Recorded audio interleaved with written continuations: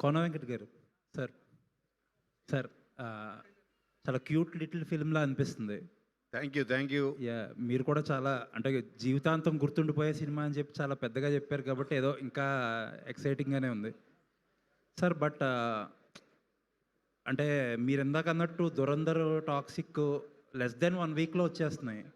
మరి ఇంత చిన్న ఫిలింని అంత పెద్దవాటి మధ్యలో నలిపేస్తానికి అంటే నా ఉద్దేశం ఏంటంటే ప్రతి సినిమాకి మనకి మన మన ఆడియన్స్ అన్ని రకాల టేస్ట్లు ఉన్న ఆడియన్స్ ఉన్నారు. నా తెలిసిన వాళ్ళు మా ఇంట్లో ఇప్పుడు దాకా దురంధర్ చూడలేదు ఎవరు. అంటే వాళ్ళ టేస్ట్ అది కాదు. అలాగే టాక్సిక్ కొంచెం heavy action heavy duty film అది. సో దీనికి ఒక special audience plus especially after court వీళ్ళ మీద ఉన్న ఒక ఎక్స్పెక్టేషన్, ఒక టీనేజ్ లవ్ స్టోరీ, దీని స్పేస్ దీనికి ఉంటుందని నమ్మకం. అంటే థియేటర్స్లో స్పేసు లేకపోతే కొంచెం విజిబిలిటీ ఆ ఇష్యూస్ ఉంటాయి కదా సార్, కొంచెం పెద్ద సినిమాలు వచ్చి హడావుడి చేస్తే. అంటే నేను అంటే ఇప్పుడు తర్వాత ఫంక్షన్లు చెప్తాను. బట్ ది బెస్ట్ ఎంటైర్ 2 స్టేట్సే కాదు, entire world over the best distributors వెళ్తాను నేను. ది బెస్ట్, ఇంకా ఆడకని మించిన ఉండరు. ప్రతి జిల్లా ప్రతి ఏరియా ది బెస్ట్తోనే వెళ్తున్నాం. All the best sir. Thank you. Roshan sir so అంటే కోర్టు ఒక బ్లాక్ బస్టర్ హిట్ తర్వాత ఇప్పుడు మళ్ళీ బ్యాండ్ మేళం కదా, అంటే ప్రజలు ఏమైనా ఫీల్ అవుతున్నావా? అంటే కోన గారు మాట్లాడిన మాటలు ఏంటంటే ఇట్ ఆల్రెడీ బ్లాక్ బస్టర్ అయిపోయిందన్న ఒక ఫీల్ కలుగుతుంది కదా. సో ఎక్స్పెక్టేషన్స్ నీ మీద ఏమైనా ప్రెజర్ పెంచుతున్నాయా? అలా ఏం లేదు సార్, కథను నమ్ముకున్నాను సార్. దాన్ని చాలా బాగా షూట్ చేసాం, చాలా బాగా వచ్చిందన్న నమ్మకంతో సార్ మాట్లాడుతున్నారు. అదే నమ్మకంతో ఉన్నాం సార్ అందరం. కోన గారు సార్, అంటే మీరు ఫస్ట్ కథ ఫిక్స్ అయ్యి డైరెక్టర్ చెప్పిన కథ ఫిక్స్ అయిన తర్వాత అంటే నిన్ను కోరి ఇలాంటి వైబ్ వచ్చింది అన్నారు కదా. ఇప్పుడు ఆర్టిస్టులు రోషన్ అండ్ శ్రీదేవి అన్నారు, వీళ్ళు లేకపోతే సినిమా చేయనన్నారు కదా. అంటే కథలో అంత పొటెన్షియాలిటీ ఉన్నప్పుడు ఈ ఆర్టిస్టులు వీళ్ళైతే తప్ప సినిమా చేయనంటానికి అంటే అంత 1 సినిమా అప్పుడప్పుడే గ్రో అవుతున్న ఆర్టిస్టులు కదా, వాళ్ళకి అంత మాట ఎలా అనగలిగారు? అంటే నాకు ఈ కోర్ట్ సినిమా చూసిన తర్వాత వీళ్ళ పొటెన్షియాలిటీ అర్థమైంది. ఒక సీన్ చాలు, మీ నమ్మరు. అందరికి సత్య సినిమా నా ఫస్ట్ మూవీ యాజ్ రైటర్. సత్యలో బీకు మాత్ర చేశాడు మనోజ్ వాజ్పేయి. అతను కళ్ళు మామ కాదు, బీకు మాత్ర చేసిన మనోజ్ వాజ్పేయి. అతను బ్యాండిట్ క్వీన్లో 100 మంది బ్యాండిట్లో ఒక బ్యాండిట్గా ఉంటాడు. ఒక సీన్ తోటి అతని పొటెన్షియాలిటీ అర్థమయ్యి తర్వాత అతను దౌడ్లో కూడా ఉంటాడు. చాలామంది తెలియదు, దౌడ్లో కూడా పరేష్ రావు వెనకాల గూన్స్లో ఉంటాడు, వన్ ఆఫ్ ద గూన్. అది చూసి ఇతని టాలెంట్ ఏదో బాగుందని రాము నాకు యావిడ్లో మరి చూపించాడు. నువ్వు ఇతను చూడు, అందరూ ఒకలా ఉంటారు పరేష్ రావు వెనకాల. ఇతను ఒక్కడే సిన్సియర్గా క్యారెక్టర్లో ఇన్వాల్వ్ అయ్యి అలాగా వీళ్ళ కోర్ట్ సినిమా చూసిన తర్వాత, ఎందుకంటే ఇది చాలా పెర్ఫార్మెన్స్ ఓరియంటెడ్ ఫిలిం, చాలా అంత డెప్త్. ఒక టీనేజర్స్ మీద ఇంత డెప్త్ ఉన్న స్టోరీ మన తను రాశాడు సతీష్. ఓహో, అంత పెర్ఫార్మెన్స్ ఇవ్వగలిగిన వాళ్ళు మనం వెతికి పట్టుకొని ఇంపాసిబుల్. మనం ఆల్రెడీ చూస్తున్నాం కాబట్టి కళ్ళ ముందు. వీళ్ళైతే ఈజీ అవుతుంది, తను అనుకున్న కథ నేను ఫీల్ అయిన ఎమోషన్ కన్వే అవుతుందని వీళ్ళు తీసుకోవడం జరిగింది.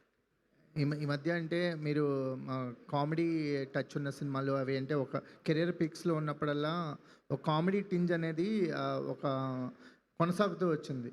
సో బ్యాండ్ మేళం అనేది చూస్తుంటే హార్ట్ హిట్టింగ్ అనిపిస్తుంది. మీరు చూపించిన గ్లిమ్స్లోనే అసలు ఆ ఫ్లేవర్ ఎక్కడ కనిపించలేదు. సో కారణం అంటే కంప్లీట్ ఈ టోన్లోనే ఉంటుందా? కాదు. ఈ సినిమా 80% ఫన్నే ఉంటుంది, 20-30% సోల్ ఉంటుంది. సో మీకు ఇది ఫస్ట్ ఇది చూపించడానికి కారణం ఏంటంటే ఫస్ట్ దీని తాలూకు సోల్ అర్థం అవ్వాలి ఫస్ట్ ఆడియన్కి. ఫస్ట్ సోల్ అర్థం అయితే ఫన్ అన్నది 70-80% ఫన్నే ఉంటుంది ఎక్కువ, మీరు అసలు ఫస్ట్ నుంచి ఎండ్ వరకు. But the main concept of the ఫిలింలో భయంకరమైన సోల్ ఉంది, హార్ట్ టచింగ్, హార్ట్ రెంచింగ్. అందుకోసం తీసుకోండి. చాలా ప్రామిసింగ్ ఉంది sir. Good luck. Thank you. Roshan గారు, హాయ్ రోషన్. హలో అండి. All the best first. అయితే ఒక అప్కమింగ్ యాక్టర్కి చాలా బిగ్గెస్ట్ కాంప్లిమెంట్స్ అని చెప్పాలి. త్రివిక్రమ్ గారి దగ్గర నుంచి, అలాగే కోనా వెంకట్ గారి దగ్గర నుంచి. అంటే నాని గారితో కంపేర్ చేస్తున్నారు. సో ఇది ఎంత ఛాలెంజింగ్గా తీసుకుంటారు. అండ్ మోర్ ఓవర్ తెలంగాణ లాంగ్వేజ్ని అంటే ఎంతో పట్టుంటే కానీ అది మాట్లాడలేరు, కొన్నిసార్లు ఫెయిల్ అవుతుంది. అంటే ఇద్దరికి ఈ క్వశ్చన్. సో ఎలా హ్యాండిల్ చేశారు ఇది? సో మీరు అడిగిన ఫస్ట్ క్వశ్చన్కి చాలా గ్రేట్ఫుల్ అండి. సినిమా మీద పిచ్చి, యాక్టింగ్ మీద పిచ్చి. సో అదే సిన్సియర్గా వర్క్ చేస్తూ ఉన్నాను. సో అది రావడం అనేది నేను చాలా గ్రేట్ఫుల్గా ఫీల్ అవుతున్నాను. తెలంగాణ అనేది నాకున్నారండి తెలంగాణ ఫ్రెండ్స్, బట్ అంత ఫ్లూయెంట్గా వచ్చేది కాదు. సతీష్ అన్న చాలా హెల్ప్ చేశాడు నాకు. సో ఆ తెలంగాణ స్లాంగ్ పట్టుకోవడానికి నాకే కాదు, సిరికి కూడా.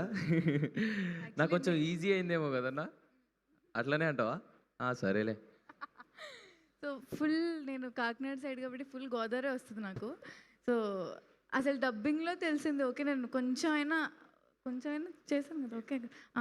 కొంచెం చాలా కష్టమైంది తెలంగాణ, బట్ సతీష్ గారి వల్ల కొంచెం ఓకే. డైరెక్టర్ గారు నాకు దానికంటే షార్ట్ ఓకే అయిందా లేదా అనేదే నాకు చాలా టెన్షన్.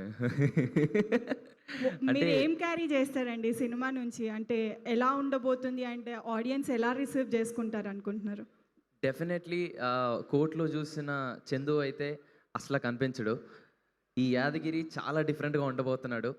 అది నేను చాలా స్ట్రాంగ్గా చెప్పాలనుకుంటున్నాను కూడా. Yeah, thank you so much. Roshan sir. ఇక్కడ సార్. కోర్టు సినిమా మీ ఇద్దరు కాంబినేషన్ ఒక పెద్ద బ్లాక్ బస్టర్ హిట్ కదా సార్. మళ్ళీ ఇద్దరు కాంబినేషన్ రిపీట్ అవుతుంది, ఎలా అనిపిస్తుంది? మీ పైన ఏమైనా ఒత్తిడి ఉందా? అంతకంటే పెద్ద బ్లాక్ బస్టర్ హిట్ కొట్టాలి కదా.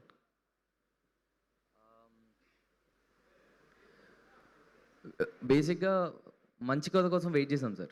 అంటే ఖచ్చితంగా మళ్ళొకసారి అందరూ ఆడియన్స్ కోరుకున్నట్లే ఇంకో కథ ఎలాగో చేయాలనుకున్నాం సార్.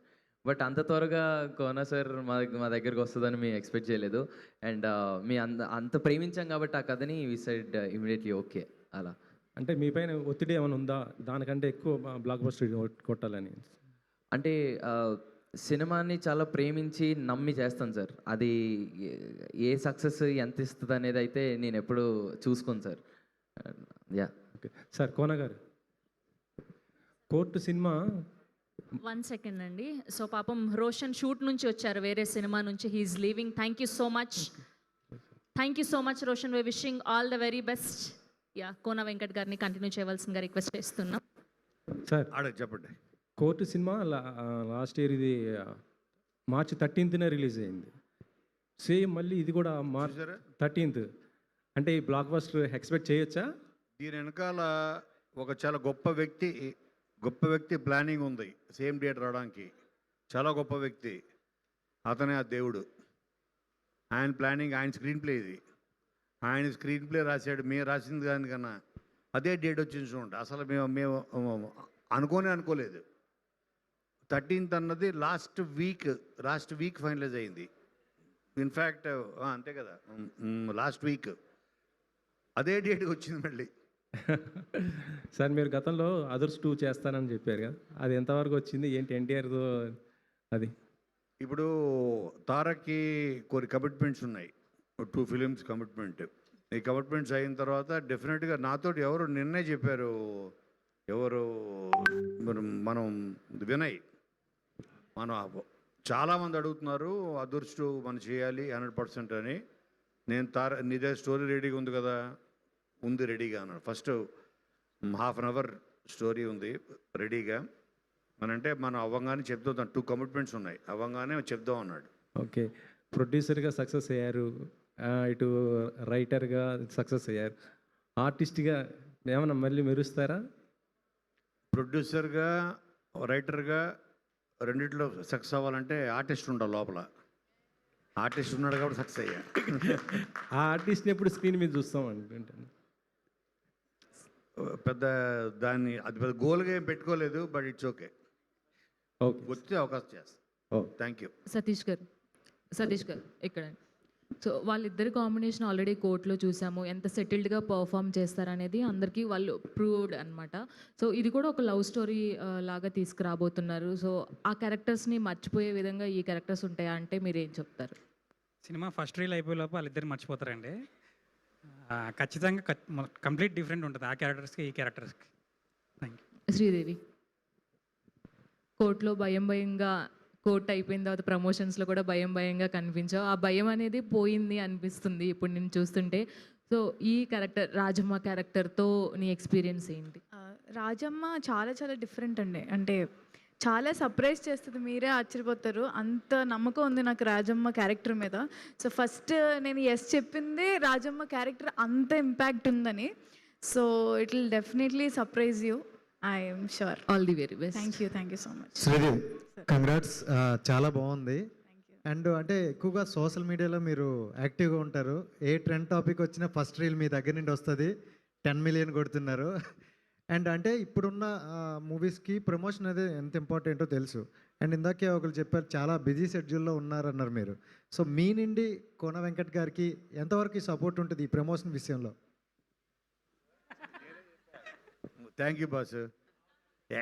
నేను చెప్పిన క్వశ్చన్ అడిగినందుకు చాలా థ్యాంక్స్. సార్ కావాలని అడిగినట్టుంది సార్ ఇది. అయ్యో ప్రొడ్యూసర్ కష్టాలు సార్. ఖచ్చితంగా ఫస్ట్ నేను సైన్ చేసింది బ్యాండ్ వెల్వే. సో దాని తర్వాత నేను హైకు అన్న సినిమా చేస్తున్నాను తమిళ్లో. సో అది షూటింగ్లో ఉంది. సో 1 డే కోసం ఇంకో సినిమా అది కేజీఆర్, అది ఒక 2 days ఉంది. ప్రమోషన్లో యాక్టివ్గా ఉంటారా ఉండరా? అఫ్ కోర్స్ అండి, నేను ప్రమోషన్స్లో ఖచ్చితంగా యాక్టివ్గా ఉంటాను. అంకుల్ కోసం, బ్యాండ్ మేళం కోసం, రాజమ్మ కోసం. Congrats. సతీష్ గారు ఇక్కడండి స్ట్రైట్. హాయ్ అండి. గ్లిమ్స్ చాలా బాగుంది అండ్ వీళ్ళిద్దరు ఎలాగో ట్రెండింగ్ పేర్ కాబట్టి ఆటోమేటిక్గా వెళ్ళిపోతుంది. కానీ ఇప్పుడు ఈ జెన్జీ కిడ్కి దీస్ కైండ్ ఆఫ్ స్టోరీస్ చూపించాలని అంటే వాళ్ళు